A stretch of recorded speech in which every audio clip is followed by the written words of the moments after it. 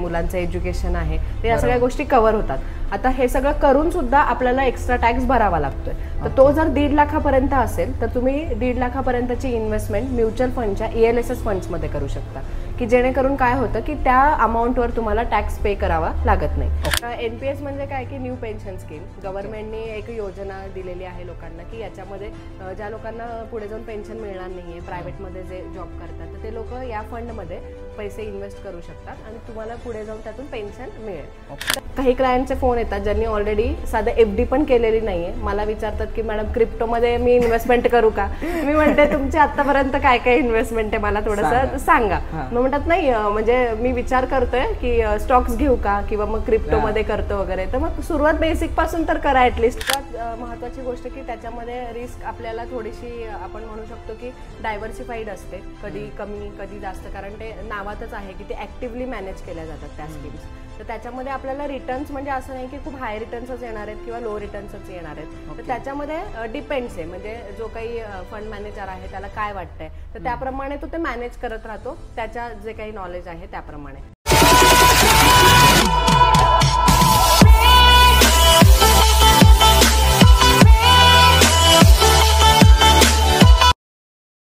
नमस्कार मित्रांनो, माझं नाव अभिषेक आणि तुम्ही पाहतात AB इंटरव्ह्यूज. तर मित्रांनो, आज आपल्यासोबत आहेत अक्षता मॅम, जे एक म्युच्युअल फंड डिस्ट्रीब्युटर आहेत आणि गेल्या 10 वर्षापासून मॅम स्टॉक मार्केट रिलेटेड किंवा म्युच्युअल फंडमध्ये आहेत. सो आपण आज त्यांच्याकडून खूप सारे टिप्स किंवा आपण बघू शकतो की म्युच्युअल फंडबद्दल माहिती घेणार आहोत. So ma'am, first of all तर खूप खूप थँक्यू की तुम्ही इथपर्यंत आलात. आणि फर्स्ट ऑफ ऑल म्हणजे इंटरव्ह्यू सुरू करण्यापूर्वी आपण तुमचं एक छोटंसं इंट्रोडक्शन द्या आमच्या व्ह्यूअर्ससाठी जे तुम्हाला पहिल्यांदा बघतायत. सर्वात पहिले अभिषेक, तर तुझं मनापासून धन्यवाद की आज तुम्हाला इथे इन्व्हाइट केलं. की मी तुझे बरेचसे यूट्यूब चॅनल्स बघते, तर त्याच्यामध्ये मला तुझं खूप युनिक असं वाटतं की त्याच्यामध्ये एकदम वेगवेगळ्या सेक्टर्सच्या लोकांना तू बोलवतो आणि त्याच्यापैकी तू मला संधी दिली तुझ्या पॉडकास्टमध्ये बोलण्यासाठी, त्यासाठी तुझं मनापासून धन्यवाद. माझं नाव अक्षता गायकवाड. मी गेले 10 वर्ष म्युच्युअल फंड आणि स्टॉक मार्केट, इन्शुरन्स, FD म्हणजे थोडक्यात फायनान्शियल सेक्टरमध्ये मी काम करते. तर याच्यामध्ये असं आहे की फार मोठं काही असं अचीव केलं नाही आहे, पण बऱ्याचशा लोकांच्या आयुष्यामधल्या छोटे छोटे प्रॉब्लेम्स सॉर्ट आउट करायचा प्रयत्न करते. ऑलमोस्ट 11वं वर्ष मला लागलं या फील्डमध्ये. तर जसं 10 वर्ष कंप्लीट झाले तसं मी म्हटलं थोडंसं आता जमाना बदलतोय, ऑफलाईन आपण किती दिवस करणार. तर म्हणून मग मी थोडासा विचार केला आणि मग मी इंस्टाग्राम चॅनल चालू केलं आणि मग ऑनलाईनकडे वळले, सोशलाईज. त्याच्यानंतर व्ह्युअर्सचं एवढं प्रेम मिळालं, एवढ्या सगळ्या गोष्टी म्हणजे लोकांना पण माहीत नाही आहेत, तर त्यांना असं क्युरिओसिटी असते की काय केलं पाहिजे किंवा एक अवेअरनेस. तर बराच खूप छान रिस्पॉन्स आला. तशी छोटीशी जर्नी आहे, असं फार काही मोठं अचीव केलेलं नाही आहे आजपर्यंत, पण थँक्स. सो मॅम, जसं की तुम्ही सांगितलं की तुम्ही 10 वर्षापासून मार्केटमध्ये आहेत आणि 11वं आत्ता चालू आहे. सो हेच की 10 वर्षाचा एक्सपिरियन्स एक समअप करताना काय सांगाल शॉर्टमध्ये? महत्त्वाचं ना की स्टॉक्स हा सर्वांचा आवडता विषय आणि सगळ्यांना असं वाटतं की लाईफमध्ये एकदा तरी आपण स्टॉक शिकलं पाहिजे, शेअर घेतला पाहिजे, तो विकला पाहिजे, काहीतरी उलाढाल झाली पाहिजे. आणि त्यातून प्रत्येकाची एकच अपेक्षा असते की माझे पैसे डबल झाले पाहिजेत किंवा खूप मला यातून फायदा झाला पाहिजे. तर ही एकमेव अपेक्षा ठेवून लोक स्टॉक्सकडे वळतात. तर मला म्हणजे माझ्या 10 वर्षाच्या जर्नीमध्ये मी स्वतः काय एक्सपिरियन्स केलं आहे आणि लोकांच्या एक्सपिरियन्समधून मी जे ऐकलं आहे, तर त्याच्यावरून मला एकच जाणवतं की तुम्हाला स्टॉक्समध्ये येण्यासाठी कोणीही थांबवलेलं नाही आहे. तुम्ही येऊ शकता, काहीच प्रॉब्लेम नाही आहे. पण ॲज अ प्रोफेशन म्हणून त्या गोष्टीकडे तुम्ही बघितलं पाहिजे. जसं आपण कॉलेजला जातो तेव्हा आपण खूप विचार करून बसून डिसिजन घेतो की आपण कुठलं सेक्टर घेतलं पाहिजे किंवा कुठली साईड आपण घेतली पाहिजे. मग आपल्याला डॉक्टर व्हायचं असेल, इंजिनियर व्हायचं, इवन मेकअप आर्टिस्ट आज खूप आहे. तर कुठेतरी तुम्ही निश ठरवता आणि मग टुवर्ड्स तुम्ही 24 तास त्याच गोष्टीला लावता आणि त्याच्यामधून मग तुम्हाला एक्सपर्टीज निर्माण होते. तर सेम स्टॉक मार्केटचं आहे की तुम्हाला पहिले निवडायचं. साईड बाय साईड हे होण्यासारखं नाहीये, कारण याच्यामध्ये खूप कॉन्सन्ट्रेशन लागतं, खूप तुम्हाला नॉलेजची आवश्यकता आहे. आणि बऱ्याचपैकी जी थेअरी असते, बाईंग सेलिंग करणं किंवा एखादा शेअर घेणं, टिप ऐकली आपण कुठून तरी आणि मग घेतलं आणि विकलं, तर हे सोपं आहे. पण कुठला घेतला पाहिजे आणि तो किती दिवस होल्ड केला पाहिजे, मग कुठून एक्झिट मारला पाहिजे, तर हे तुम्हाला नॉलेजमधूनच येणार आहे. तर ॲज अ प्रोफेशन म्हणून याकडे बघितलं पाहिजे आणि फुल टाइम जर द्यायला तुम्ही तयार असाल तर गो फॉर इट. आता आपण बघतो ना की म्युच्युअल फंडचे खूप सारे ऍड येतात की म्युच्युअल फंड सही आहे, सही आहे. सो मला हेच खरं विचारायचं आहे की काय असतं म्युच्युअल फंड आणि खरंच सेफ आहे का? कारण की इतके ऍड्स आपण बघतो की मोठे मोठे सेलिब्रिटीज आज क्रिकेटर्स ऍड करतात की सही आहे, सही आहे, पण खरंच ते इतकं सेफ आहे का जे बोललं जातं एवढं? परफेक्ट आहे. खूप छान प्रश्न विचारला मला, तो आवडलास. कारण फक्त आपण नेहमी ऐकतो की म्युच्युअल फंड सही आहे, तर त्याच्यासाठी मी नेहमी म्हणजे एक माझा स्लोगन मी एक तयार केलाय की म्युच्युअल फंड सही आहे, बस ऍडवायझर का साथ जरुरी आहे. तर हे खूप महत्वाचं आहे. म्युच्युअल फंड सही का आहे तुला सांगते की याच्यामध्ये वर्स्ट टू वर्स्ट स्कीम जरी तू एखादी घेतलीस तर आपण कम्पेअर करूया स्टॉक सोबत. एखादा तू स्टॉक घेतला तर त्या स्टॉक मध्ये तुला जेवढं तो डबल होण्याची शक्यता असते तेवढंच तो पूर्ण शून्य होण्याची पण शक्यता असते. बरोबर. त्याच साईडला जर तू म्युच्युअल फंडशी कम्पेअर केलं तर अल्टिमेटली आपण जेव्हा म्युच्युअल फंड मध्ये इन्व्हेस्टमेंट करतो आपण स्टॉक्स मध्येच इन्व्हेस्टमेंट करत असतो, पण कुठल्या तरी फंड मॅनेजर किंवा जो एक्सपर्टी आहे त्याच्या अंडर ऑब्झर्वेशन खाली आपण इन्व्हेस्टमेंट करतो. तर त्याच्यामध्ये तू वर्स्ट टू वर्स्ट जरी स्कीम घेतली ना तरी तुला एफडी पेक्षा जास्त रिटर्न्स म्युच्युअल फंड मध्ये मिळतात. म्हणजे त्याच्यामध्ये कोणालाही पूर्ण शून्य पैसे होतील किंवा पूर्ण लॉस होईल असं 100% लॉस म्युच्युअल फंड मध्ये होत नाही. म्हणून हा शब्द वापरला जातो की म्युच्युअल फंड सही आहे. पण त्यातल्या त्यात जर आपल्याला आपले गोल्स काय आहेत, आपल्याला रिटर्न्स किती हवे आहेत किंवा मार्केटमध्ये किती काळ आपण थांबलं पाहिजे, तर या सगळ्या गोष्टींसाठी ऍडवायझरची गरज पडते. ओके. तर आता आपण बघतो ना की खूप सारे व्हिडिओज आहेत ज्याच्यामध्ये फक्त म्युच्युअल फंड मध्ये किती फायदे आहेत हे डिस्कस केले जातात, पण नुकसान पण आहेत का? आहेत ना. म्हणजे कसं आहे तुला सांगते, एक सिंपल उदाहरण देते. आज आपण सोनं घेतलं तर एक विचार करूयात की समजा 70,000 भाव चालू आहे, आपण त्या भावाला सोनं घेतलं, त्याच्यानंतर आपण भाव कमी झाला तेव्हा जर आपण विकायला गेलो तर आपल्याला माहित असतं की याच्यामध्ये आपल्याला लॉस आहे. तर डिसिजन काय आहे, रिस्क कोणाच्या हातामध्ये, तर आपल्या हातामध्ये, की आपण आता विकायचंय का नाही विकायचंय. मग आपण एक 70,000च्या वरती जोपर्यंत भाव जाईल तर तोपर्यंत आपण थांबू शकतो, मग होल्ड करून आपण ते विकू शकतो. तर सेम म्युच्युअल फंडकडे बघायचंय. तर म्युच्युअल फंडमध्ये तुम्ही जर सगळं म्युच्युअल फंडवर सोडलं, स्वतः त्याच्यामध्ये काही इंटरफेरन्स केला नाही किंवा ऍडवायझरवर सोडलं तर कधीच काही प्रॉब्लेम येत नाही. पण रॉंग टाइमला एक्झिट तुम्ही केली, थोडक्यात काय की आपली जी काही इन्व्हेस्टमेंट आहे ती तुम्ही मायनसमध्ये असताना काढून घेतली तर त्याच्यामध्ये तुम्हाला लॉस होऊ शकतो. तर ही एकमेव रिस्क आहे. अदरवाईज बाकीच्या रिस्क कशा आहेत की कुठला आपण स्कीम निवडतोय, कुठल्या निशसाठी किंवा तुमचा काय मोटिव्ह आहे त्याच्या मागे. आता एक्झाम्पल की तुला 5 वर्षानंतर एखादा तुझा गोल आहे तर त्याच्यासाठी तुला इन्व्हेस्टमेंट करायची आणि त्याच्यामध्ये तुला असेल की तुला रिस्क पण जास्त नकोय. त्या 5 वर्षाच्या जर्नीमध्ये अचानक काही इमर्जन्सी आली किंवा हेल्थचा इश्यू आला, तुला त्यातून पैसे काढायचे. अशा वेळेस जर तू एकदम हाय रिस्क स्कीम घेतली तर नेमकं असं होऊ शकतं की ज्या वेळेस तुला एक्झिट करायचंय त्यावेळेस मार्केट डाऊन आहे, कोविड सारखी सिच्युएशन आहे म्हणूयात, किंवा आता इलेक्शनच्या वेळेस जसं झालं, वॉर झाले मध्ये युक्रेन वॉर, तर तेव्हा जशा गोष्टी घडल्या की मायनस आहे, तर तो जर टाइम एकसाथ आला तर मग आपल्याला लॉस होऊ शकतो. आणि याच्यामध्ये खूप जणांचा प्रश्न असतो जे नवीन असतात म्युच्युअल फंड मध्ये, की समजा ते म्युच्युअल फंडच बंद झालं किंवा काय झालं, म्हणजे जो मॅनेजर होता, जो इन्व्हेस्टमेंट मॅनेजर होता, त्यांनी काहीतरी डिफॉल्ट केलं त्याच्यामध्ये, मग आपल्या इन्व्हेस्टमेंटचं काय होईल, आपल्याला पैसे भेटणार का नाही. सो ह्या डाऊट कसा क्लिअर करायचा? तर याच्यामध्ये हा पण प्रश्न मला खूप आवडला. तर कधी पण लक्षात ठेव की जसं आपण इन्व्हेस्टमेंट बँकेमध्ये आपण पैसे आपले ठेवतो, म्हणजे बँकेमध्ये पैसे ठेवले तर आपल्या बॅक ऑफ दी माइंड काय असतं की बँक जरी बुडून गेली तरी त्याच्या मागे आरबीआय काहीतरी ऍक्शन घेईल, आपल्या पैशांचं काहीतरी होईल, आता नाही मिळणार काही दिवसांनी मिळेल, तर कुठेतरी आपल्याला एक सिक्युरिटी आहे म्हणजे आरबीआय. तर जेव्हा तू म्युच्युअल फंड मध्ये इन्व्हेस्टमेंट करतो ना त्याच्या मागे 3 सिक्युरिटीज आहेत. म्हणजे आरबीआय तर आहे, सेबी पण आहे, एम्फी पण आहे, म्हणजे 3 असे म्हणजे म्हणतात ना हेड्स बसलेले आहेत वरती, की त्याच्या खाली कोणाची चूक झाली की पटकन चढी मारतात की हे प्रॉब्लेम होतोय. आणि हे सगळं ट्रॅक केलं जातं. म्हणजे लिटरली म्हणजे एक पण आपण म्युच्युअल फंड घेतला ना त्यातला 1ही रुपया आपण कुठे इन्व्हेस्ट केला हे आपण बघू शकतो. म्हणजे म्युच्युअल फंडच्या वेगवेगळ्या फॅक्टशीट येतात, म्हणजे निनामी पैसे कुठे इन्व्हेस्ट नाही केले जात.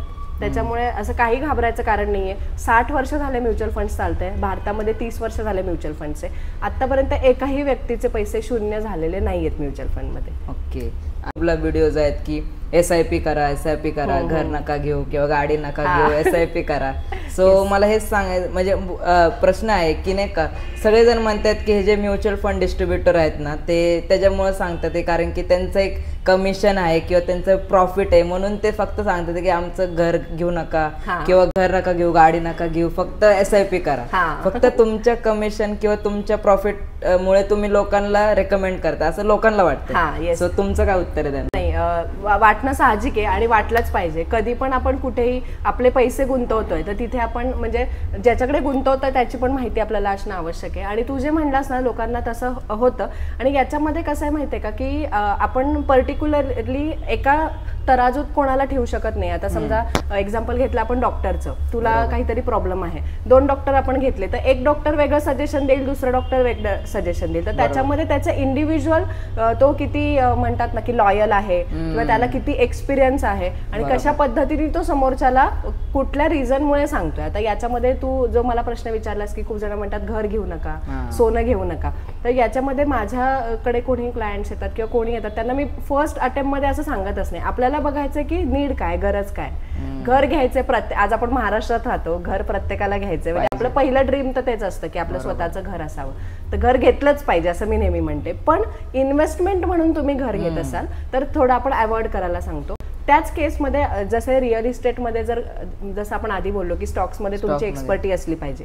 जर रिअल इस्टेटमध्ये एखाद्याची एक्सपर्टी आहे, त्याला माहिती आहे की एक्झॅक्ट कुठल्या स्पॉटवर कुठली प्रॉपर्टी घेतल्यानंतर किती बूम येणार आहे किंवा एखाद्या एरियाला या पिरियडमध्ये जर आपण प्रॉपर्टी घेतली, कमर्शियल घेतली किंवा रेसिडेन्शियल घेतली, त्याच्यामध्ये किती त्या एरियाला डिमांड येणार आहे, त्याच्यानंतर त्याचं प्राइसिंग किती वाढणार आहे हे पण खूप मॅटर करतं. आता याच्यामध्ये एखाद्या गाव साईडला घेतली की जिथे अजून डेव्हलप व्हायला 10-15 वर्ष तर त्या प्रॉपर्टीचे रेट वाढणार नाहीयेत.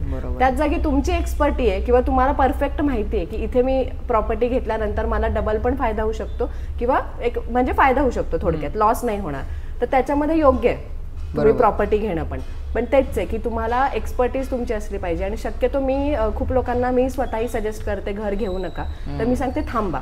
तुम्ही पहिले बघा की आता तुमची कॅपॅसिटी किती आहे घर घेण्याची, की तुमच्याकडे आता पैसे किती आहे, तुम्ही डाऊन पेमेंट किती करताय. बरेचसे क्लायंट्स माझ्याकडे येतात तेव्हा म्हणतात की मॅडम डाऊन पेमेंटला आता आम्ही इकडून तिकडून अरेंज करतो, म्हणजे अल्टिमेटली ते कोणाकडून तरी कर्जच घेणार आहेत, ऑफिशियली नाही. आणि त्याच्यानंतर मग ते काय करतात की 80% लोन घेतात, होम लोन घेतात. याच्यामध्ये तुम्ही 100% लोन मधून घर घेताय, म्हणजे तुम्हाला पीस ऑफ माइंड पण मिळणार नाही आणि बर्डन राहणार नाही EMI भरायचं. तर त्याच्याऐवजी मी काय सांगते की जेवढा तुम्हाला आता EMI येणार आहे, कॉस्टिंग काढा. EMI तुम्हाला साधारण 20-25 हजार रुपये EMI येतोय.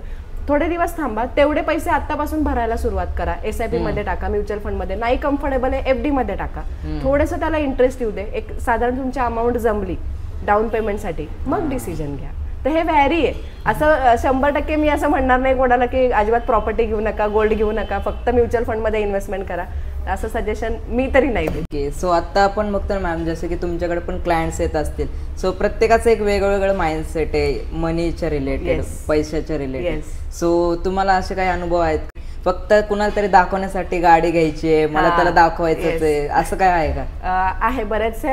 याच्या मागे ना मी पर्टिक्युलर म्हणजे त्या व्यक्तीला किंवा माइंडसेटला दोष नाही देणार, तर आपलं जे ऍटमॉस्फिअर आहे म्हणजे आपण ज्या सराउंडिंग मध्ये राहतो ना, तर त्याच्यामध्ये हा प्रॉब्लेम येतो. काय होतं की इव्हन आई वडीलही खूप वेळा बऱ्याचदा मुलाचं शिक्षण झालंय, आता तो जॉबला लागलाय, तर त्याचा आतापासूनच बर्डन टाकतात, कंपॅरिझन करतात. काय तर बघ, हा तुझा चुलत भाऊ आहे किंवा तुझा मित्र आहे किंवा कोणीतरी शेजारी आहे, बघ त्याला जॉब लागला, त्यांनी 2 वर्षात घर घेतलं, बघ त्यांनी 2 वर्षात गाडी घेतली. पण ते हे नाही बघत की त्यांनी स्वतः कॅश मध्ये घेतली आहे का लोनवर घेतली. तर लोनवर घेतली म्हणजे अल्टिमेटली त्यांनी बँकेच आहे, ती त्याच्या स्वतःची ती नाहीये प्रॉपर्टी किंवा गाडी, तर ते बघत नाही. तर कुठेतरी घरच्यांचा पण कधी कधी दबाव असतो, तर त्याच्यामुळे पण असे डिसिजन्स घेतले जातात. आणि कधी कधी जसं तू म्हणलास तसं शो ऑफ, तर ते इम्प्रेस करायला जातो आपण कोणाला तरी. म्हणजे एखादी मुलगी मला आवडतीये, तर त्याला असं वाटतं की तिचं लाईफस्टाईल एकदम छान आहे, तर तिचं लाईफस्टाईल मी कुठेतरी मॅच केलं तर मग ती माझ्यावर इम्प्रेस होईल. तर अशा वेळेस पण आपण खूप चुकीचे फायनान्शियल डिसिजन्स घेतो. आणि अल्टिमेटली मी तर म्हणेल असं करून एखादी मुलगी पटेलही, लग्न करायलाही, पण जेव्हा तिला रियालिटी कळेल ना, इम्प्रेस करायला जातो आपण कोणाला तरी. म्हणजे एखादी मुलगी मला आवडतीये, तर त्याला असं वाटतं की तिचं लाईफस्टाईल एकदम छान आहे, तर तिचं लाईफस्टाईल मी कुठेतरी मॅच केलं तर मग ती माझ्यावर इम्प्रेस होईल. तर अशा वेळेस पण आपण खूप चुकीचे फायनान्शियल डिसिजन्स घेतो. आणि अल्टिमेटली मी तर म्हणेल असं करून एखादी मुलगी पटेलही, लग्न करायलाही, पण जेव्हा तिला रियालिटी कळेल ना, त्याच्यानंतर प्रॉब्लेम्स येऊ शकतात. तर असंही होतं. तर तू म्हणलास तसं की माइंडसेट आणि सराउंडिंग, आणि तुम्ही पैशाला किती महत्व देता आणि पैशाबद्दल तुमची विचारसरणी काय आहे, तर या सगळ्या गोष्टींवर डिपेंड आहे. मध्ये एक मी तुमची रील पाहिली होती ज्याच्यामध्ये तुम्ही रिच डॅड पुअर डॅडचं सांगितलं होतं की ती बुक किती युजफुल आहे. आणि मी पण ऑलमोस्ट 4-5 वेळा ऐकलेली आहे, ऑडिओ बुक्स ऐकलेल्या आहेत. सो त्यातलं काही सांगता येईल का तुम्हाला? त्याच्यामध्ये बऱ्याचशा गोष्टी आहेत शिकण्यासारख्या, काही 2-3 मी शेअर करेल. तर त्याच्यामध्ये म्हणजे त्या नावातच आहे की रिच डॅड पुअर डॅड, तर त्याच्यामध्ये असं नाहीये की ते दोन्ही डॅड जे आहेत ते एक खूप गरीब आहे किंवा एक श्रीमंत आहे, दोघंही कमवतात, व्यवस्थित कमवतात, फक्त त्यांच्यामध्ये पैशाचा बघण्याचा जो दृष्टिकोन आहे तो वेगळा आहे. तर रिच डॅड काय म्हणत असतो की तुमच्याकडे जो आता पैसे आहेत भले कमी असू देत, तुम्ही ते डबल कसे होतील, ते कुठे इन्व्हेस्ट केले पाहिजे, किंवा आपल्यामध्ये काय स्किल आहे ते वापरून आपण, जर मी एखादं काम करतोय. आज मी पुअर डॅड काय करतात, नोकरी करतात आणि रिच डॅड आहेत ते बिझनेस करतात. तर त्यांचं काय माइंड आहे की माझ्याकडे पण 24 तास आहेत, त्यांच्याकडे पण 24 तास आहे. पण पुअर डॅड काय करतात, 24 तास मधले 12 तास काम करायचंय. जे काही पैसे येतील त्यातले अर्धा खर्च गेला पाहिजे, अर्धा मी माझ्या भविष्यासाठी साठवतो किंवा इमर्जन्सी आली तर मी ते वापरणार आहे. एवढं त्यांचं लिमिटेड थिंकिंग आहे, त्याच्या बाहेर ते पडतच नाहीत. आणि मग तसंच ते मुलांना पण तसंच शिकवतात त्याच्या. मग जेव्हा तो रिच डॅडला बघतो तेव्हा रिच डॅड काय सांगतो की तुमच्याकडे जे पैसे आहेत ते डबल कसे होतील, किंवा तुमच्याकडे 24 तास आहे, समोरच्याकडे पण 24 तास आहे, 12 तासामध्ये मी किती कमवू शकतो. आणि मी माझ्याकडे जर समजा मला एखाद्या गोष्टीसाठी 12 तास द्यायचे आणि त्यातून मला इन्कम येते, तर मी जर 12 लोकांना जर काम दिलं तर त्याच 12 तासामध्ये मला 12 लोकांचं इन्कम येणार आहे, त्यातून मला काही द्यावं पण लागणार आहे. पण तो हा जो माइंडसेट आहे ना की पैशानी पैसा कसा वाढवायचा, पॅसिव्ह इन्कम. बरं याच्यामध्ये मी म्हणजे खूप लोकांचा गैरसमज पण होतो ते वाचून की बिझनेसच केला पाहिजे का, मग नोकरी वाईट आहे का. तर नोकरी बिलकुल वाईट नाहीये, उलट नोकरीमध्ये ना आपल्याला स्टेबल इन्कम असतं आणि प्रत्येक जणच बिझनेस करू शकेल ना तीच नाहीये. कारण त्याच्यामध्ये तुम्हाला जेवढं प्रॉफिट होतं तेवढं लॉस घेण्याची पण तयारी असली पाहिजे आणि घरची आपली रिस्पॉन्सिबिलिटीज पण वेगवेगळी असते. एखाद्याला ते सहन करता येतं किंवा बॅकअप तसा असतो. नोकरीमध्ये आपल्याला स्टेबल इन्कम येतं, घर व्यवस्थित चालतंय आपलं, तर त्यातून आपण किती पैसे इन्व्हेस्ट करू शकतो किंवा त्यातून आपण स्वतःवर किती इन्व्हेस्ट करून आपले स्किल्स किती वाढवतोय. तर हे थोडक्यात त्या पुस्तकामध्ये सांगितलं. तर खूप छान आहे. मी आपल्या व्ह्युअर्सला पण रिक्वेस्ट करेल की सगळ्यांनी लाईफमध्ये एकदा तरी रिच डॅड पुअर डॅड हे पुस्तक वाचलंच पाहिजे. बरंच काही आहे त्या पुस्तकातून शिकण्यासारखं. नवीन लोकांना भेटत असेल मग असे काही अतरंगी क्लायंट्स असतील की नाही का मला 25 दिन में पैसा डबल असं काय असेल तर नक्की 25 दिन में डबल. आणि प्रत्येकाचा ना म्हणजे प्रश्न हाच असतो की मॅडम आज मी एवढे पैसे भरल्यावर माझे किती उद्या किती होणार, किंवा तुम्ही 10 वर्ष सांगतात 10 वर्षांनी किती होणार. तर मी त्यांना म्हणते अरे एवढा लॉंगचा तुम्ही विचार करू नका. आणि सर्वात महत्वाची गोष्ट ना की मला ना क्लायंट्सचं फायनान्शियल प्लॅनिंग पेक्षा त्यांना बिहेवियर जास्त त्यांचं मॅनेज करावं लागतं. कारण त्याच्यामध्ये कसं होतं, आज कोणीतरी इन्स्पायर होतं, कुठेतरी रील बघितली किंवा इव्हन मी सांगितलं म्हणून आले, पटकन SIP करून टाकली. कन्सिस्टन्सी नाहीये, तेच मला पेशन्स नाहीये, सातत्यता नाहीये. त्याच्यामध्ये प्रॉब्लेम काय होतो, आज चालू केली मग मला खर्चाला पैसेच राहत नाहीयेत, मग मला गाडीच घ्यायची होती मग त्याच्यासाठीच पैसे नाहीयेत, मग कुठे बाहेर टूर करायची होती त्याच्यासाठी पैसे नाहीयेत, बंद करून टाकतात. म्हणजे तुमची सातत्यता नाहीये त्याच्यामध्ये, तुमचं ते माइंडसेट तुमचा बनलेलाच नाहीये तो अजून. तर मला लिटरली तिथून सुरुवात असते कधी कधी की पहिले समजून घ्या तुम्ही हे काय करताय, कशासाठी करताय, यातून तुम्ही काय अचीव्ह करणार आहात.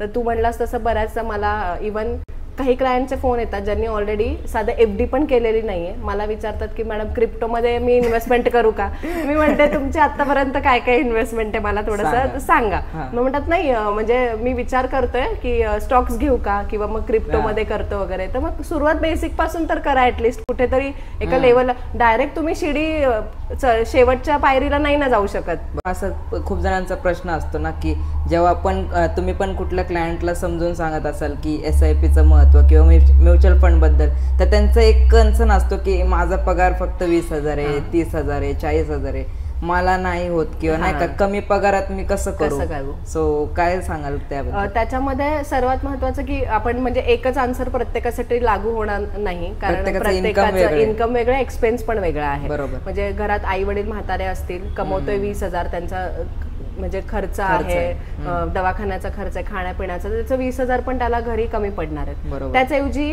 खूप वेळा असं होतं की आई वडील सेटल्ड आहेत, मुलाला आता जॉब लागला, 20,000चीच नोकरी आहे पण 20,000तला 1 रुपया पण त्याला घरी नाही द्यायचं. तर प्रत्येकासाठी वेगवेगळं उत्तर असू शकतं. पण याच्यामध्ये मी सांगेल की किती तुम्हाला तुमच्या मनाने ठरवा अमाऊंट.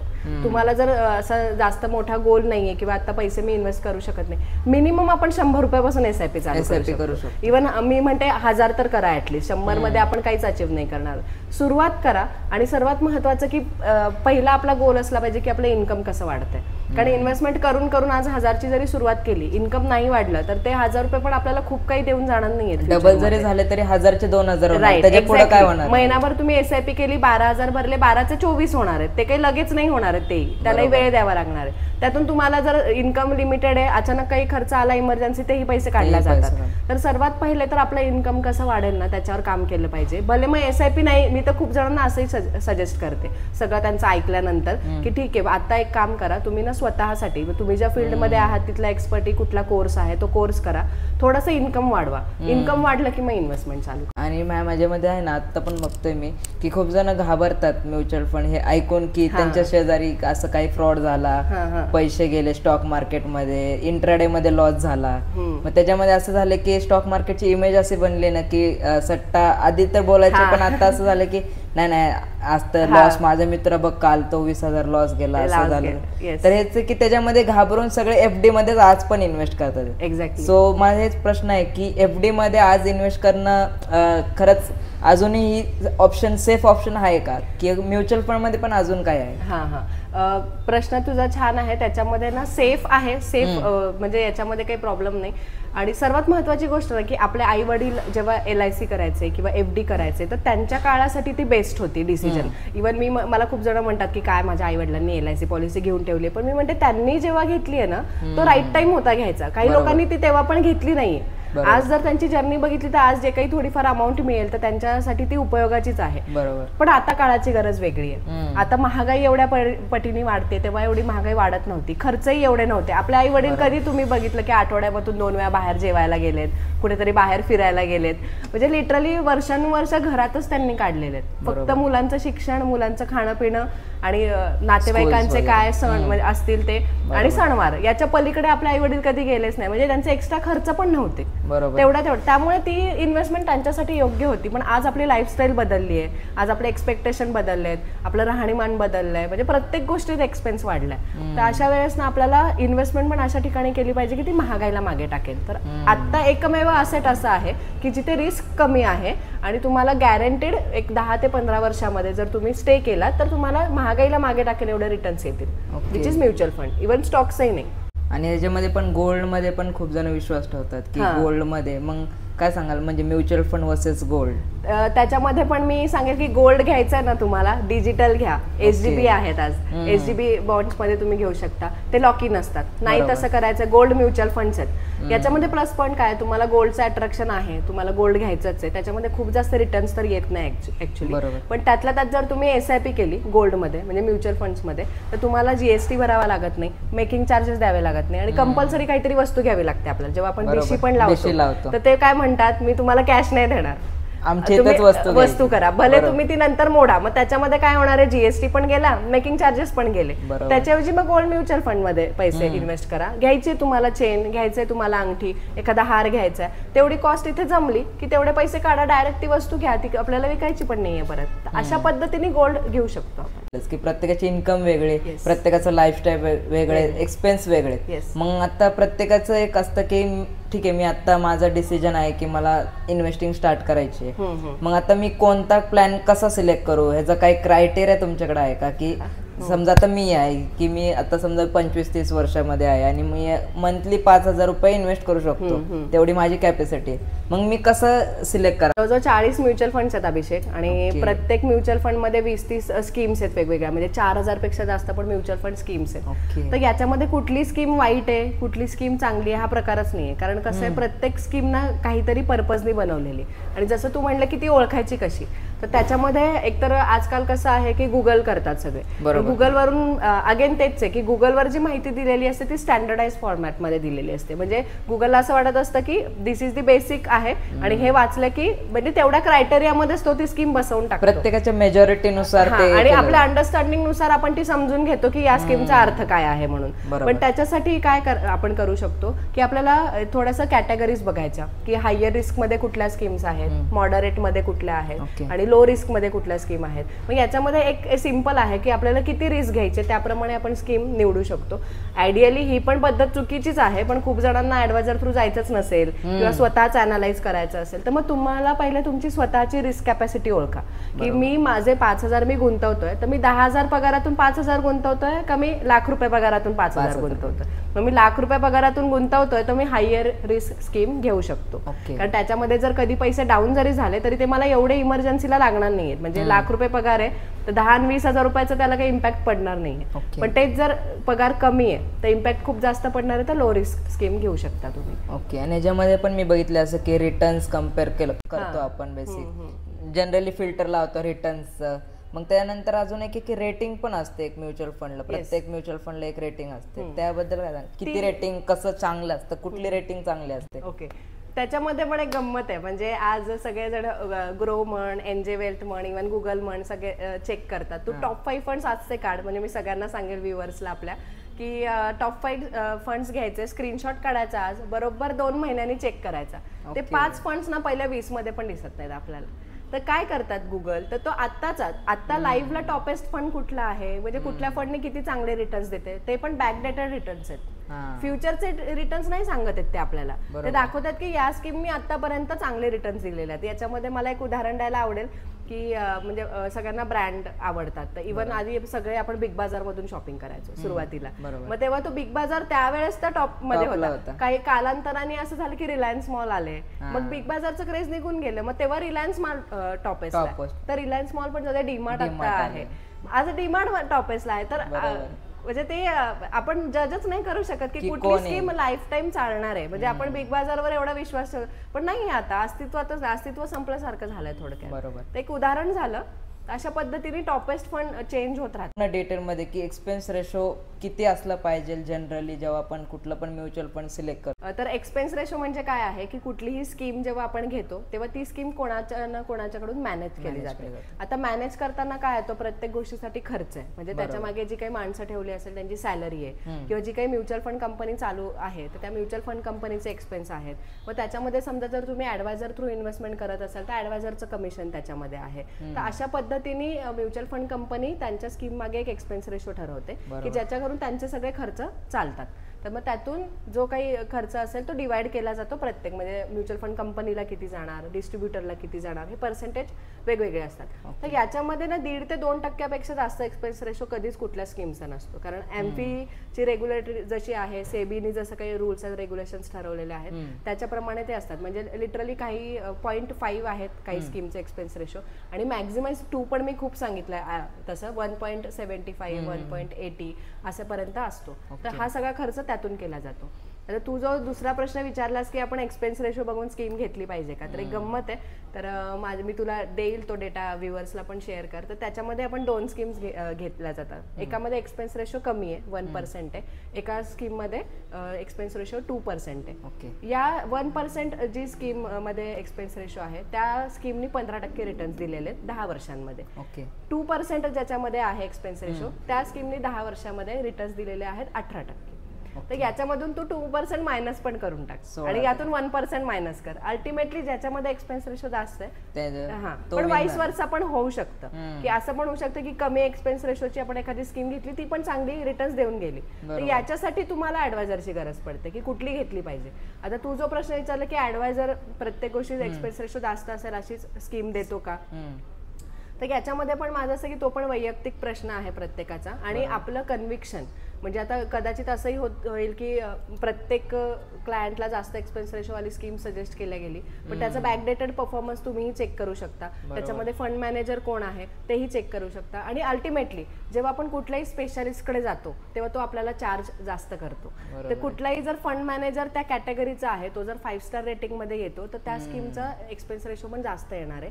कारण आपण त्या एक्सपर्टीजकडे आपण पैसे आपल्याला सांभाळायला दिलेत, मग त्यांचा एक्सपेन्स पण त्याप्रमाणे जास्त आहे. आणि याच्यामध्ये अजून एक आहे की युनिट्स आपल्याला जसे भेटतात, आपण जेव्हा कुठलं पण परचेस करतो तेव्हा NAV आणि युनिट्स भेटतात आपल्याला. त्याच्यामध्ये पण मी खूप जण बघितलं ना, जास्त युनिट जिथं भेटतात ना तिथं इन्व्हेस्ट करतात, आणि जिथं कमी युनिट आहे सो युनिटचा काही फरक असतो का, की जास्त युनिट भेटलं की जास्त रिटर्न, कमी युनिट असलं की कमी? त्याच्यात पण नाही, सिंपल आहे की जेव्हा म्युच्युअल फंड स्कीम जेव्हा लॉन्च होते तेव्हा 10 रुपयापासून ती सुरुवात होते. आता आपण कधी घेतोय ना त्याच्यावर डिपेंडन्सी. आता 10 रुपयाची स्कीम 110 ला गेली तेव्हा आपण बाईंग केलं तर आपल्याला ती 110 ला मिळाली. तर इथून पुढे जो काही प्रॉफिट होणार आहे किंवा लॉस होणार आहे तो आपल्याला 110 वर मिळणार आहे. तो 10 रुपयाचा होता आधी का 50 रुपयाचा होता डझंट मॅटर. आता याच्याऐवजी एखाद्याने समजा 200 वर असताना बाईंग केलंय तर त्याचं 200शी त्याचं बाईंग 200 आहे ना, मग त्याचा तो टार्गेट 200 सेट झालाय, तर त्याला त्याच्याशी काही घेणं देणं नाहीये. तो तिथून पुढे किती वर्ष ठेवतोय किंवा किती मायनस असताना बाहेर पडतोय तो इम्पॅक्ट त्याला पडणार आहे. आणि याच्यात काही ॲव्हरेज म्हणजे असं बनतो ना आपण स्पेसिफिक टायमिंग आहे का चांगलं की इन्व्हेस्ट करायला म्युच्युअल फंड मध्ये? आपण म्हणतो ना असं की आता मार्केट पडलंय, तर जनरली असं होतं ना की जेव्हा मार्केट ऑल टाइम हायला असतं तेव्हाच लोक इन्व्हेस्टिंग स्टार्ट करतात आणि तेव्हाच घुसतात मार्केटमध्ये आणि म्युच्युअल फंड मध्ये. मग हे सगळ्यात ट्रॅप होतं की त्यांना ती ऍव्हरेज बाईंगच एवढी भेटते की त्याच्या पुढे कव्हर व्हायला खूप टाइम लागतो. एक्झॅक्टली, तू परफेक्ट. मला वाटतं तू पण स्टॉक्स करतोस मे बी किंवा म्युच्युअल फंड मध्ये इन्व्हेस्टमेंट करत असशील, बऱ्यापैकी नॉलेज आहे तुला. तर हो असं होतं.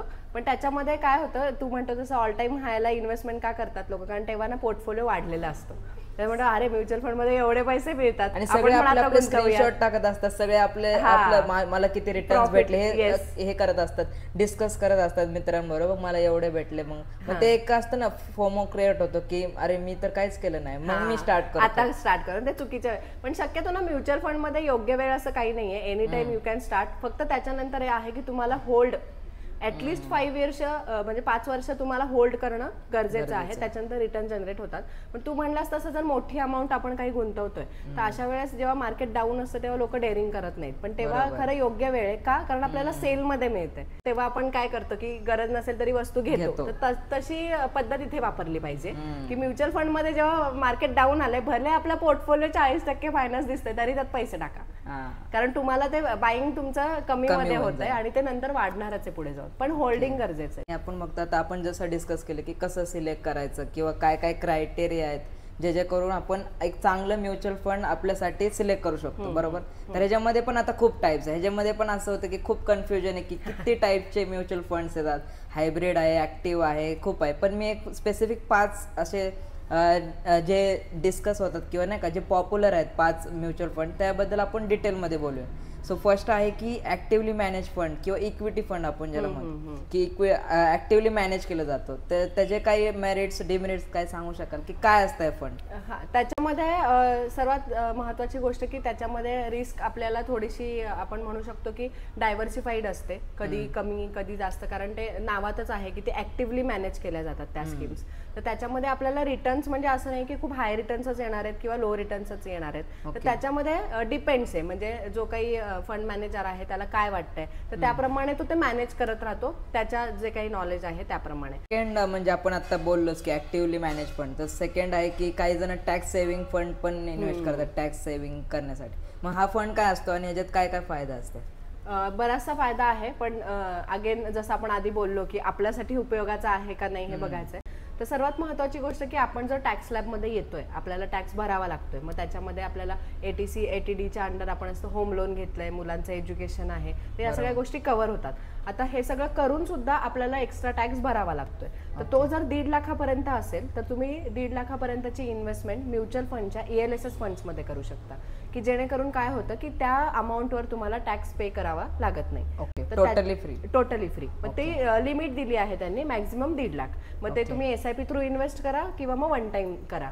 त्याच्यामध्ये पण अजून एक इश्यू येतो की तुम्हाला ते 3 इयर्स लॉक इन होतात, म्हणजे 3 वर्ष काहीही झालं, तुमची अमाऊंट मायनस असेल प्लस असेल, किती इमर्जन्सी असू दे, पैसे तुम्ही ते काढून घेऊ शकत नाही. कारण टॅक्स आपल्याला गव्हर्नमेंट वाचवायला देते, तर काय देते, आपण जी इन्व्हेस्ट केली अमाऊंट ती कुठेतरी यूज होते, गव्हर्नमेंट यूज करते ती अमाऊंट, त्याच्यावर आपल्याला ती टॅक्स एक्झम्पशन देते. तर बेस्ट आहे. पण कसं आहे, गरज ओळखायची आपल्याला. इव्हन मला आता तू बोललास तर आठवलं, एक मला मध्ये फोन आला होता, त्या क्लायंटनी मला बोलले की मी इन्व्हेस्टमेंट ऑलरेडी केली आहे मॅडम, असं असं आहे. त्यांनी सांगितलं पगार जेमतेम होता, तो इन्कम टॅक्स पण फाईल नाही करायचा, आणि म्हणलं मी माझे 5-6 हजारांची SIP चालू आहे, तर योग्य आहे का तुम्ही बघा. म्हटलं तू शेअर कर डिटेल्स म्हणून. त्यांनी सगळे ELSS फंड्स घेऊन ठेवले होते. तर मग मी म्हटलं की एकतर म्हणजे याचं तुला आता काही उपयोगाचं नाहीये. पण नंतर मग मी विचार केला, तर मी म्हटलं की खरं तर याने चुकून बेस्ट डिसिजन पण घेतला का, अमाऊंट त्याची कमी आहे, त्याला सॅलरी पण कमी आहे, त्यातून त्यांनी असे फंड्स घेतले जे लॉक इन आहेत, म्हणजे तो ऍटलीस्ट 3 वर्ष तरी हे पैसे काढणार नाहीये. तर त्याला जो आपण म्हणतो की मार्केटमध्ये येऊन तुम्ही वेळ द्या, आणि वेळ दिल्यावर जो तुम्हाला फायदा होणार आहे तर तो तुम्ही त्याचा उपभोग घ्या, तर तो त्याच्या लकीली होऊन जाईल तसा. पण आयडियली तसं ते योग्य डिसिजन नाहीये, कारण जर त्याच पिरियडमध्ये त्याला खूप इमर्जन्सी आली तर आपलेच पैसे आपणच वापरू शकत नाही, असंही होऊ शकतं. बरोबर. तर टॅक्सचं तुम्हाला वाचवायचा आहे, टॅक्स पर्पज आहे तुमचा की मला टॅक्स भरायचा नाहीये, तर अशा वेळेस ELSS फंड्स घ्यायला काहीच हरकत नाही. ओके. आणि याच्यामध्ये काही स्पेसिफिक म्हणजे डिमेरिट्स आहेत का, की काही लॉक इन जसं म्हणले तुम्ही, काय लॉक इनच आहेत, तो प्लस पण आहे मायनस पण आहे. सेकंड थिंग, खूप छान प्रश्न विचारला. बऱ्याच जणांना डाऊट असतो की ELSS मध्ये इन्व्हेस्टमेंट केल्यानंतर म्हणजे 1.5 लाख जे आपण सांगितलं आहे, जर मी SIP केली तर आज मी केलेली SIP 3 वर्षांनी फ्री होणार आहे. तर असं होत नाही. तुमचा जो काही इन्स्टॉलमेंट आहे तो आज तुम्ही इन्व्हेस्ट केल्यानंतर तो तिथून पुढे 3 वर्ष लॉक इन राहतो. म्हणजे अजून करूयात की आता जून महिना चालू आहे, जून 2024 चालू आहे. जून 2024 मध्ये जी SIP डिडक्ट झाली आहे ती तुमची 27 मध्ये मॅच्युअर्ड होणार आहे. बरोबर. तर तुमचा जो फेब्रुवारी मध्ये गेला असेल किंवा जुलैमध्ये जो इन्स्टॉलमेंट तुमचा डिडक्ट होणार आहे तो जुलै 27 मध्ये फ्री होणार आहे. बरोबर. म्हणजे 1 वर्षानंतर डिसेंबर 24 मध्ये जो इन्स्टॉलमेंट जाणार आहे तो डिसेंबर 27 मध्ये फ्री होणार आहे. म्हणजे अल्टिमेटली तुमची जी इन्व्हेस्टमेंट आहे ती 6 वर्ष लॉक इन राहते. तुमचं एक इन्स्टॉलमेंट फ्री होत जातो. तर हा खूप जणांना डाऊट असतो की 1.5 लाख रुपये मी एकसाथ न भरता मी SIP करतो, तर लक्षात घ्यायचं की ती SIP लॉक इन होत जाणार आहे पुढे जाऊन. तर तुम्हाला जर घ्यायचंच आहे, टॅक्समध्ये इन्व्हेस्टमेंट करायचीच आहे, तर प्रयत्न करा की एकसाथ पैसे भरू. आणि हे कोणत्या ग्रुपसाठी एलिजिबल आहे की फक्त जो आत्ता तुम्ही सांगितलं की जो व्यक्ती तुम्हाला आत्ता फोन करून सांगितलं त्यांनी सगळे हे फंड घेऊन ठेवले होते पण त्याचा काही मला वाटतं की त्यांना जास्त फायदा नाहीये. नाही. तर असं कुठल्या वर्गाला जास्त फायदा आहे ह्याचा? सिंपल आहे, जो टॅक्स भरतो आणि ज्याला टॅक्स वाचवायचा आहे की म्हणजे सगळ्या गोष्टी डिडक्ट होऊन पण वरती टॅक्स भरावा लागतोय आणि त्याच्यामध्ये म्हणजे तुम्हाला LSS ची गरज आहे तुमच्या याच्यामध्ये पोर्टफोलिओमध्ये, याचा तुम्हाला गायडन्सची गरज पडेल. बऱ्याच वेळा स्वतः आपण नाही ठरवल्या जात या गोष्टी. तर तो CA ची मदत घ्या किंवा म्युच्युअल फंड ॲडवायझरची मदत घ्या. तो तुमचा पूर्ण ट्रॅक रेकॉर्ड बघेल काय आहे कसं आहे. गरज आहे तर घ्या, अदरवाईज गरज नाही आहे. तर सिंपल आहे, जो ज्याला टॅक्स भरायचा आहे, टॅक्स वाचवायचा आहे, त्यांनी इन्व्हेस्टमेंट करायची LSS मध्ये. ओके. आणि आता थर्ड म्हणजे की पेन्शन फंड NPS ज्याला आपण म्हणतो की त्याच्यामध्ये पण खूप जण इन्व्हेस्ट करतात फक्त की जेणेकरून मॅच्युअर जेव्हा आपण एज होईल तेव्हा ते पेन्शन भेटले पाहिजे आपल्याला. सो NPS म्हणजे काय असतं आणि म्युच्युअल फंड म्हणजे पेन्शन फंड म्हणजे काय असतं? ओके. तर NPS म्हणजे काय की न्यू पेन्शन स्कीम. गव्हर्नमेंटने एक योजना दिलेली आहे लोकांना की याच्यामध्ये ज्या लोकांना पुढे जाऊन पेन्शन मिळणार नाहीये, प्रायव्हेटमध्ये जे जॉब करतात, तर ते लोक या फंडमध्ये पैसे इन्व्हेस्ट करू शकतात आणि तुम्हाला पुढे जाऊन त्यातून पेन्शन मिळेल. तर वाईट नाहीये, चांगली आहे. पण अगेन त्याच्यामध्ये पण तुम्हाला ना 7 ते 8% रिटर्न्स मिळतात. तर मग आपल्याला बघायचं, जर एवढे वर्ष मी थांबायला तयारच आहे, अजून कर की समजा 30 वर्षांची व्यक्ती 30 वर्षानंतर रिटायरमेंट येणार आहे, तर 30 वर्ष जर तुम्ही पेन्शन फंड मध्ये पैसे ठेवण्यासाठी तयार असाल, एवढी तुमचं कॅपॅसिटी आहे, ती जर तुम्ही म्युच्युअल फंड मध्ये केली ना तर म्हणजे ट्रिमेंडन्स रिटर्न्स येतात म्युच्युअल फंड्स. बरोबर. तर आपल्याला बघायचं काय आहे की एवढे वर्ष आपण देतोय तर त्याच्यामध्ये कुठे आपल्याला जास्त रिटर्न्स येतील. आणि शुअर शॉट आहे, म्युच्युअल फंडचा आपण मागच्या 30 वर्षांचा रेकॉर्ड बघितला तरी रिटर्न्स चांगले जनरेटच झालेले आहेत. तर याच्यात तुम्ही थोडंसं ॲडवायझरची मदत घेऊ शकता की जर तुम्ही एवढे वर्ष इन्व्हेस्ट करताय तर कुठल्या फंड्समध्ये केलं पाहिजे किंवा कुठले योग्य राहतील. आणि NPS मध्ये दुसरा ड्रॉबॅक काय आहे, जसं आपण बोललो तसं की इमर्जन्सीला पैसे काढता येत नाही. पहिले 5 वर्ष तर ते लॉक इन राहतात. ओके. त्याच्यानंतर तुम्ही काढायला गेला तर त्यांचं काहीतरी चार्जेस आहेत. तर ते पण बरं, एवढं सगळं आपण करतोय खरं, पण तसं ते रिटर्न्स पण जसं तुला म्हटलं काळाची गरज. तर अगेन इथे पण हाच प्रश्न आहे की याच्यामध्ये मॅक्झिमम 50,000 पर्यंत तुम्ही इन्व्हेस्टमेंट करा, ती पण तुम्हाला टॅक्स मध्ये दाखवायची असेल तर. अदरवाईज प्युअर म्युच्युअल फंड्स घेऊ शकता. म्हणजे इंडेक्स फंड की काही नाही आलं तरी पण इंडेक्स फंड मध्ये तुम्ही इन्व्हेस्ट करा असं प्रत्येक जण युट्यूबर सांगतो किंवा प्रत्येक जण सांगतो की स्टार्ट करायचं असेल तर इंडेक्स फंडने स्टार्ट करा. मग इंडेक्स फंड म्हणजे काय असतो? सेम जसं इंडेक्स फंड म्हणजे सिंपल आहे की आपण जेव्हा स्टॉक्स घेतो तेव्हा निफ्टी आणि सेन्सेक्स बघतो, तर त्याच्यामध्ये जसे रिटर्न्स येतात तसे रिटर्न्स तुम्हाला इंडेक्स फंड्स मध्ये येतात. का? कारण जे काही टॉपेस्ट फंड्स असतात, टॉप 30 फंड्स, टॉप 50 फंड्स, तर त्याच्यामध्ये इन्व्हेस्टमेंट केली जाते. तर याच्यामध्ये काय होतं, टॉप ते का आलेत? कारण ते चांगले परफॉर्म करतात म्हणून ते टॉपेस्टला आलेत. मग हे चेंजेस होत राहतात, मग तेव्हा तुमच्या स्कीम मध्ये पण चेंजेस होत राहतात. तर याच्यामध्ये आपल्याला खूप काही जास्त लक्ष द्यायची गरज नाहीये. तर तुमच्या पोर्टफोलिओमध्ये एखादा इंडेक्स फंड असणं काहीच वाईट नाहीये, घेऊ शकता. आता अगेन तोच प्रश्न आहे की सगळेचे सगळे पैसे मी इंडेक्स फंड्स मध्ये टाकू का? तर परत तोच प्रश्न आहे, तुमचं रिक्वायरमेंट काय आहे, तुम्हाला म्हणजे म्युच्युअल फंड तुम्ही कशासाठी इन्व्हेस्टमेंट केली आहे, एक्सपेक्टेशन काय आहेत त्याच्याकडून. तर असं पण होतं की इंडेक्स फंड मध्ये जे रिटर्न्स आले आहेत त्याच्यापेक्षा जास्त रिटर्न्स बाकीच्या स्कीम मध्ये पण येतात. खूप थीमॅटिक फंड्स असतात, सेक्टोरियल फंड्स असतात, पण त्याच्यामध्ये जास्त अभ्यासाची गरज आहे. म्हणजे तुम्ही स्वतः मी सजेस्ट करणार नाही.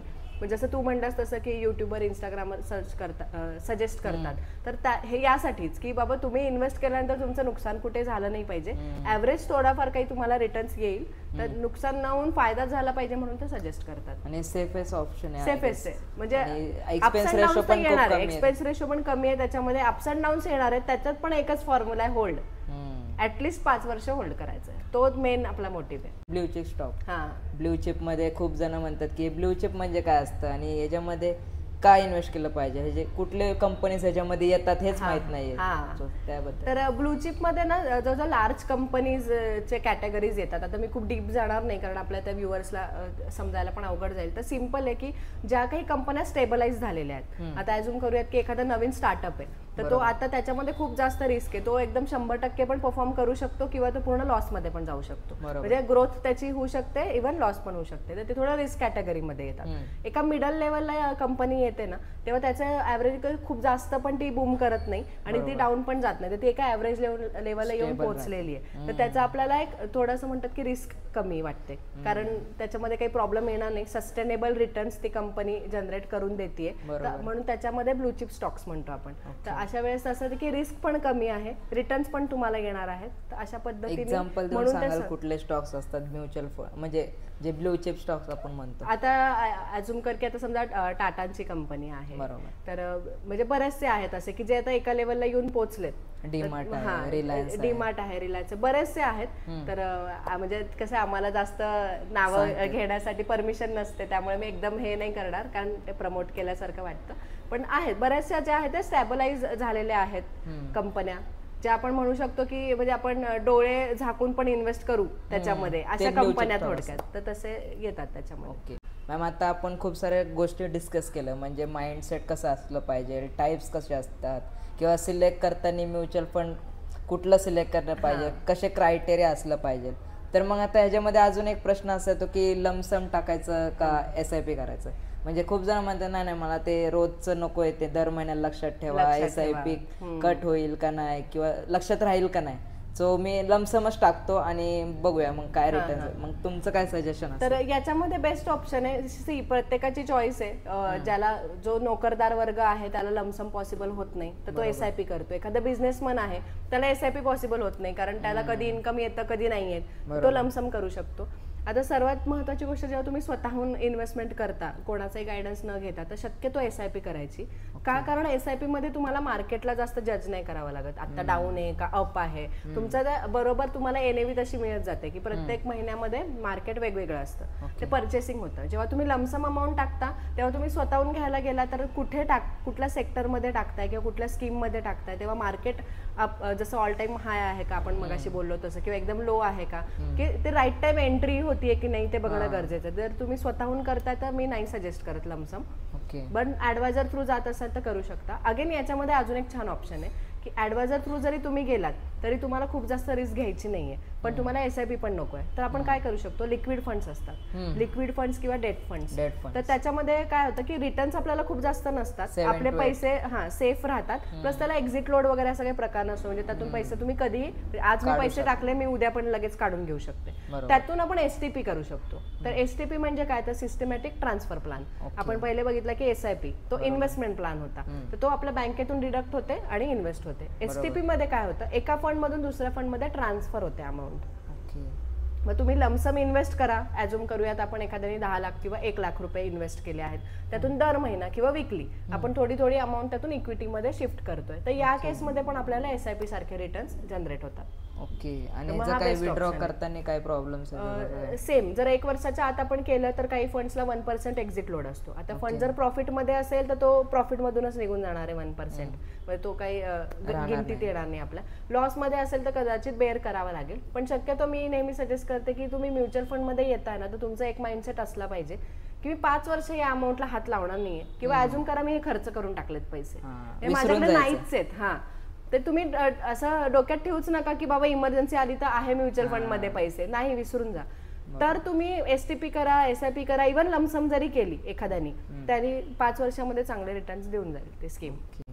तर मॅम आता जसं की आपले आता व्ह्यूअर्स जे आहेत ते खूप वेगळ्या वेगळ्या एज ग्रुपचे आहेत, जसं की आता 25 ते 30 असतील, 30 ते 40, 50.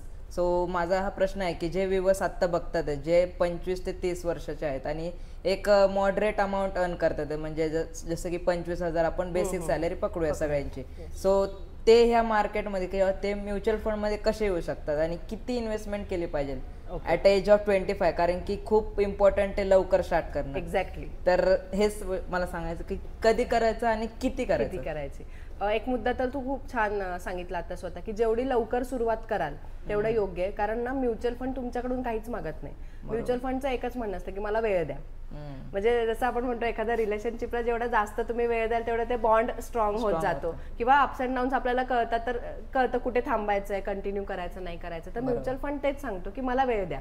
तर वेळ आपण कधी देऊ शकणार आहे? 50 वर्षाच्या व्यक्तीने इन्व्हेस्टमेंट केली तर तो रिटायरमेंट एज नंतर तो काम करू शकणार नाही. त्याला पैशांची गरज लागणार आहे. म्हणजे जास्तीत जास्त 10 वर्ष तो इन्व्हेस्ट करणार आहे. तेच तू म्हणलास तसं 20 ते 25 कॅटेगरी मधल्या मुलांनी इन्व्हेस्टमेंट केली तर रिस्क घ्यायची कॅपॅसिटी पण खूप असते. कारण ती पैसे ते पूर्ण लाईफ मध्ये रिकवर करू शकतात आणि त्याच्यानंतर तुम्हाला वेळ पण खूप दिला जातो. तर याच्यात जी वेल्थ बनते ना, आणि म्युच्युअल फंडचं एक खूप छान म्हणजे तुला सांगते की पहिल्या 10 वर्षामध्ये आपण जे काही अमाऊंट गुंतवतो, समजा तू SIP केली तर SIP केल्यानंतर आपण एक ऍझ्युम करूयात की 5 लाख रुपये तुझे इन्व्हेस्ट केले तू, तर ते पहिल्या 10 वर्षामध्ये 5 ते 10 लाख होतात. बरोबर. आता इथून पुढे 5 वर्षात खरी गंमत आहे. कंपाऊंडिंग इफेक्ट जो आपण म्हणतो ना, त्या पुढच्या 5 वर्षामध्ये तुझे 10चे डायरेक्ट 20 होतात. म्हणजे तू गुंतवले किती 5 आहेत समजा, त्याच्यात SIP कंटिन्यू आहे आपली, तुझी इन्व्हेस्टमेंट अमाऊंट थोडीफार वाढली असणार आहे पण ते डायरेक्ट 20 होतात. तिथून पुढे 5 वर्षात 20 ते 40, त्याच्या नेक्स्ट 5 इयर्स 40 ते 80. म्हणजे इतका तुझं शेवटी कंपाऊंडिंग जे होतं ना खूप जास्त प्रमाणात होतं. हेच जर आपण उशिरा चालू केलं तर पॉसिबल होत नाही, कारण तेवढा वेळ दिला जात नाही. जर नेक्स्ट जनरेशनसाठी आपण SIP करत असेल तर मग 60व्या वर्षी चालू केली तरी काहीच हरकत नाहीये. सेकंड, तू प्रश्न विचारला होता की कुठले फंड्स घेतले पाहिजे किंवा किती रिस्क घेतली पाहिजे. तर माझं नेहमी असं म्हणणं राहतं की इव्हन व्ह्युअर्सला पण सांगायला मला आवडेल की पहिली तर तुमची रिस्क ओळखा की तुम्ही जी काही अमाऊंट गुंतवताय ती पूर्ण गेली तरी सुद्धा तुमच्या लाईफवर किती इम्पॅक्ट पडणार आहे. तर हा फर्स्ट मी माझ्या क्लायंट्सला पण सांगते. ही अमाऊंट जी तुम्ही गुंतवताय त्याच्यावर तुमच्या लाईफवर जर खूप जास्त इम्पॅक्ट पडणार असेल तर जास्त रिस्की फंड्स आपल्याला घ्यायचे नाहीये. बरोबर आहे. आपण मग थोडंसं सेफ जातो की का, कारण अगदी काही प्रॉब्लेम आला, अचानक नोकरी गेली किंवा ऍक्सिडेंट झाला, आता घरातच बसू नये, इन्कम काहीच नाहीये, XYZ काही रिझन असेल तर ती अमाऊंट युटिलाइज होऊ शकते. पण जर तुम्ही छोटासा भाग गुंतवत असाल तुमच्या सॅलरीमध्ये तर पूर्ण प्युअर रिस्क फंड्स मध्ये जा. जसं आपण पहिले सजेस्ट केलं, बोललो की हाय रिस्क आहे, लो रिस्क आहे, मॉडरेट रिस्क आहे, तर अशा पद्धतीने तुम्ही ठरवू शकता. आणि जर आपल्याला काहीच नॉलेज नाहीये तर पहिले ठरवा की मी किती अमाऊंट मला गुंतवायची आहे.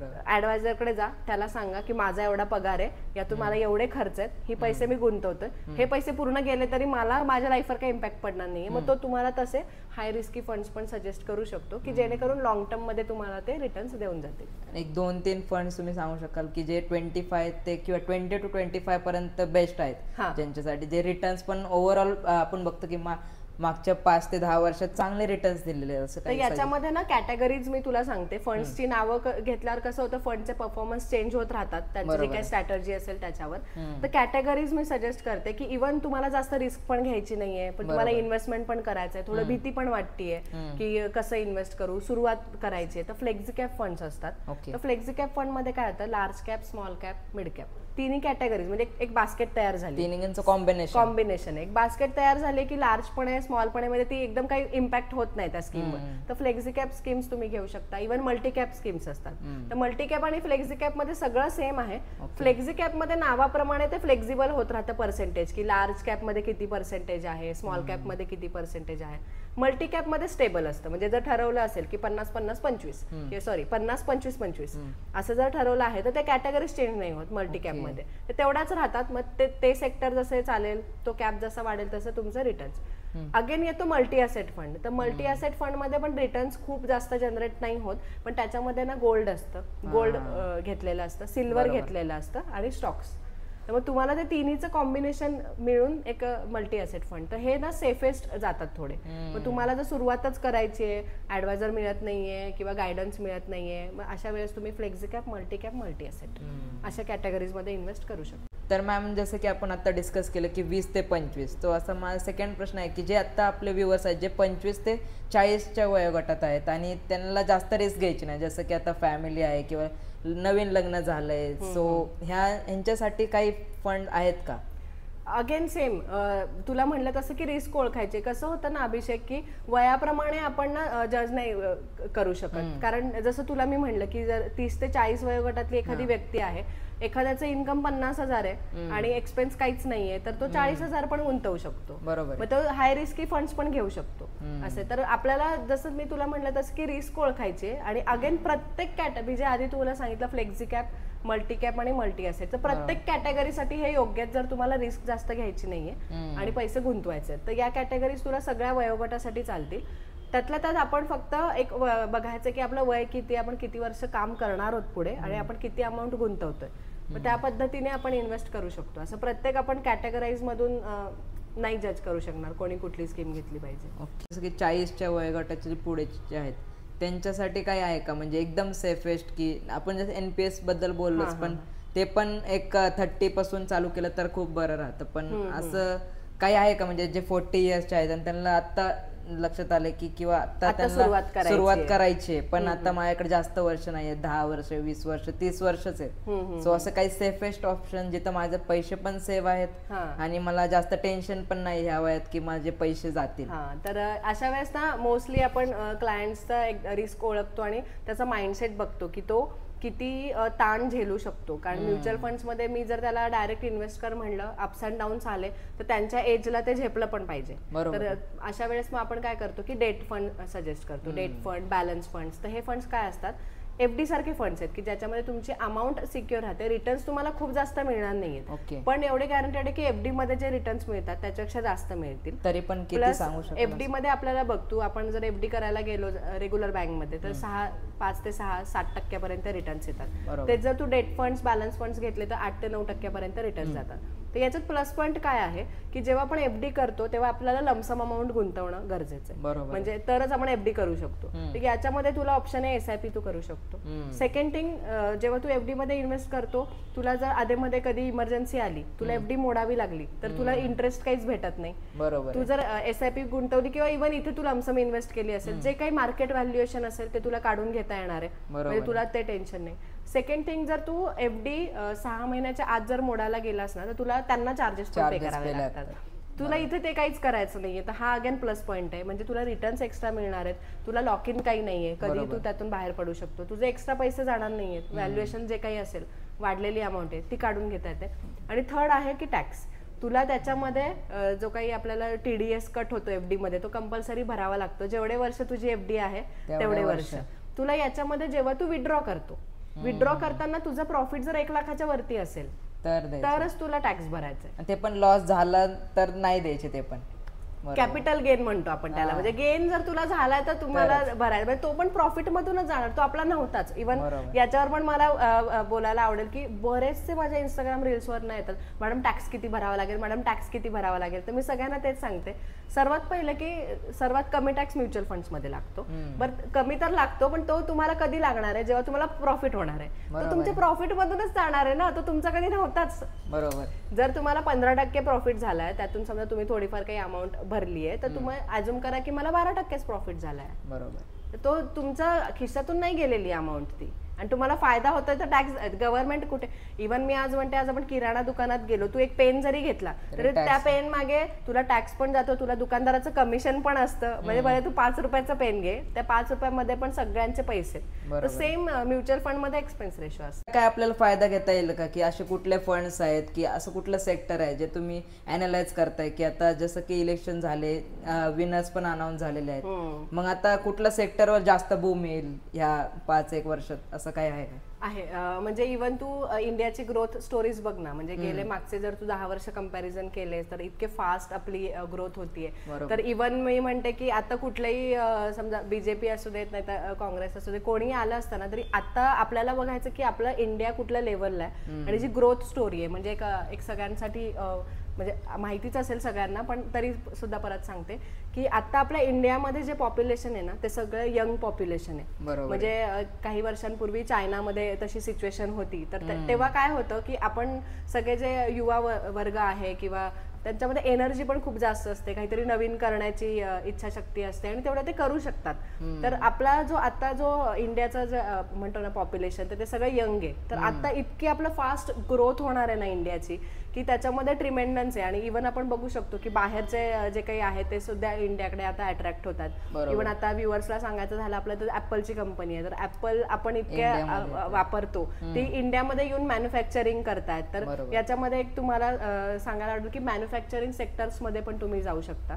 फक्त याच्यामध्ये असं आहे की मी सजेस्ट करेल की कोणी स्वतःहून हे जे फंड्स असतात ना ते सेक्टोरियल फंड्स, थीमॅटिक फंड्स असतात, तर याच्यामध्ये खूप जास्त लक्ष पण द्यावं लागतं की आपलं जे अजम्पशन आहे, फ्युचर कोणीच बघितलं नाहीये, आज काय आहे उद्या काय आहे कोणाला माहित नाहीये. जे काही आहे ते आपलं नॉलेज, आपला अभ्यास, त्याच्यावरून आपण ठरवतो की हे छान जाऊ शकतं किंवा हे नाही. तर याच्यामध्ये वाईस अँड वर्सा, जे ठरवलंय ते होऊ पण शकतं, नाही पण होऊ शकत. तर शक्यतो कुठल्या तरी एक्सपर्ट थ्रू जायचं जेव्हा आपण असे फंड्स घेतो तेव्हा.